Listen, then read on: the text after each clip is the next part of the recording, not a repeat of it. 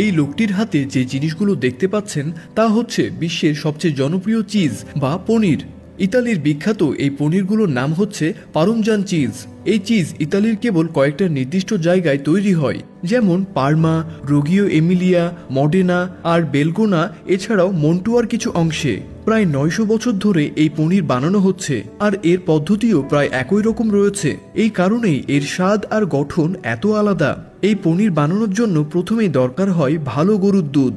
গরুগুলো স্থানীয় এলাকায় ঘাসে চড়ে বেড়ায়, আর দিনে দুবার করে তাদের থেকে দুধ নেওয়া হয়। রাতে দুধ একটা বড় পাত্রে রাখা হয় যাতে সরটা উপরে ভেসে ওঠে। সকালে সেই সরটা তুলে মাখন বানানো হয়। তারপর বাকি দুধের সাথে সকালের নেওয়া দুধ মিশিয়ে একটা বড় পাত্রে ঢালা হয়।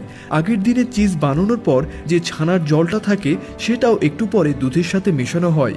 এই ছানার পানিতে কিছু দরকারি ব্যাকটেরিয়া থাকে যা চিজ বানানোর জন্য খুবই দরকারি। দুধটাকে গরম করা হয় প্রায় 33 থেকে 35 ডিগ্রি সেলসিয়াস পর্যন্ত।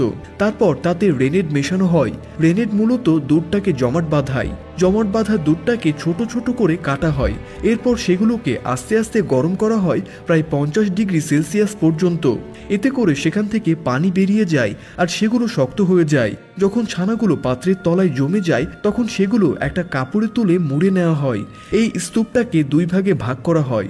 এক একটা প্রায় 45 কিলোগ্রাম ওজনের হয়। এই দুটো ভাগ দিয়েই এক একটা পারমজান চিজের চাকা তৈরি করা হয়। ছানাটাকে একটা গোল ছাঁচে রাখা হয়।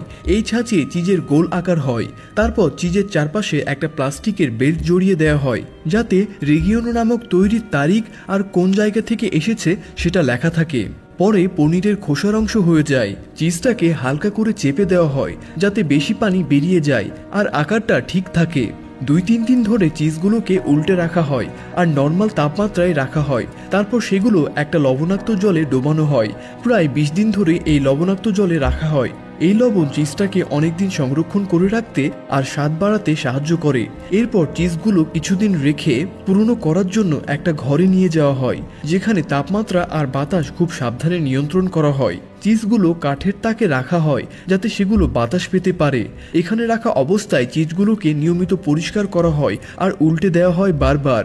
পারুমজান চিজ 12 মাস বয়স হলে খাওয়া যায়, তবে অনেকে 24 মাস, 36 মাস অথবা তারও বেশি সময় ধরে রাখে। যতদিন বেশি রাখা হয় এর স্বাদ তত বেশি গাঢ় হয় আর একটু বাদামি ভাব আসে। বেশি পুরনো চিজে আনারস অথবা অন্যান্য ফলের হালকা স্বাদও পাওয়া যায়। 12 মাস পর একটা দল চিজগুলো পরীক্ষা করে দেখে। তারা হাতুড়ি দিয়ে চিজের ওপর টোকা দিয়ে শব্দ শুনে দেখে চিজে কোনো সমস্যা আছে কিনা। যে চিজগুলো ভালো হয় সেগুলোতে তারা তাদের বিশেষ সিল মেরে দেয়। যেগুলো ভালো হয় না সেগুলো অন্য চিহ্ন দেওয়া হয় আর সেগুলো পারমিগিয়ানো রেগিয়ানো নামে বিক্রি করা হয়। পারুমজান পনির শুধু খেতেই ভালো নয়, এটা ইতালির ঐতিহ্যের প্রতীক। এটা অনেকভাবে খাওয়া যায়। পাস্তা, স্যুপ, সালাদ সবকিছুতে দেওয়া হয় এটা। তো বন্ধুরা, আপনি কি এইভাবে কখনো চিজ বানিয়ে খেয়েছেন? তা অবশ্যই আমাদের কমেন্ট করে জানিয়ে দিন। ভিডিওটি শেষ পর্যন্ত দেখার জন্য আপনাকে অসংখ্য ধন্যবাদ।